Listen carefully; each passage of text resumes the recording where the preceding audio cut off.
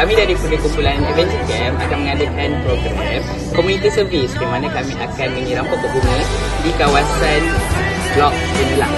Jadi, bye-bye. Bye!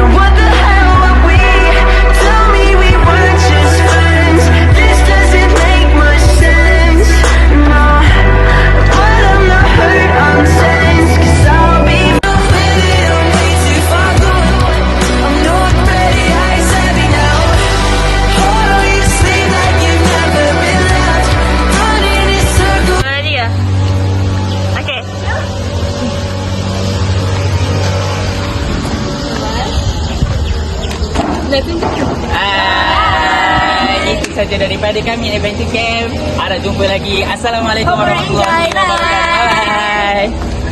Bye.